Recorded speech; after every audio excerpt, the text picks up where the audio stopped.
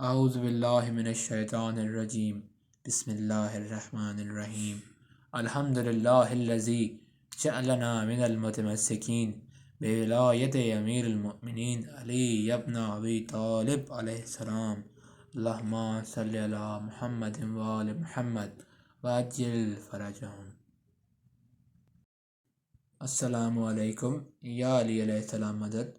مومنین کرام، آج میں نے نہج البلاغہ سے خطبہ نمبر 13 لیا ہے جو آپ کے پیش خدمت ہے۔ خطبہ نمبر 13 بصرہ اور اہل بصرہ کی مذمت میں۔ تم ایک عورت کی سپاہ اور ایک جو پائے کے تابع تھے، وہ بالولایا تو تم لبیک کہتے ہوئے بڑھے، اور وہ زخمی ہوا تو تم بھاگ کھڑے ہوئے۔ تم پست اخلاق و عہد شکن ہو، تمہارے دین کا ظاہر کچھ اور باطن کچھ اور۔ تمہاری سرزمین کا پانی تک شور ہے، تم میں اقامت کرنے والا گناہوں کے جال میں جکڑا ہوا ہے، اور تم میں سے نکل جانے والا اپنے پروردگار کی رحمت کو پا لینے والا ہے۔ وہ آنے والا منظر میری آنکھوں میں پھر رہا ہے، جبکہ تمہاری مسجد یوں نمایاں ہوگی جس طرح کشتی کا سینہ در، حالانکہ اللہ نے تمہارے شہر پر اس کے اوپر اور اس کے نیچے سے عذاب بھیج دیا ہوگا، اور وہ اپنے رہنے والوں سمیت ڈوب چکا ہوگا۔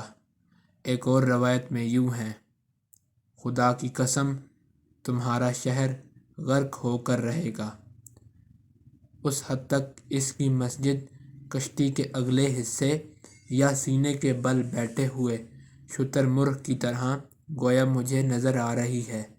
ایک اور روایت میں اس طرح ہے، تمہارا شہر اللہ کے سب شہروں سے مٹی کے لحاظ سے گندا اور بدبودار ہے۔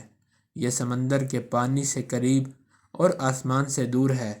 برائی کے 10 حصوں میں سے 9 حصے اس میں پائے جاتے ہیں، اور جو اس میں آ پہنچا وہ اپنے گناہوں میں اسیر ہے، اور جو اس سے چل دیا عفو الہی اس کے شریک حال رہا۔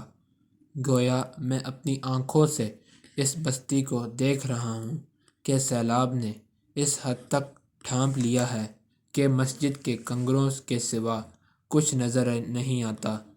وہ یوں معلوم ہوتے ہیں کہ جیسے سمندر کے گھیراؤ میں پرندے کا سینہ۔ مومنین، امید کرتا ہوں کہ آپ کو ہماری ویڈیوز پسند آ رہی ہوں گی، اور اگر آپ کو ہماری ویڈیوز پسند آ رہی ہیں تو ہمارے چینل اسلامک پیڈیا کو سبسکرائب کریں، ہماری ویڈیوز کو مکمل دیکھ کر لائک کریں اور شیئر کریں۔ اللہ آپ کا حامی و ناصر ہو۔ اللہ آمین۔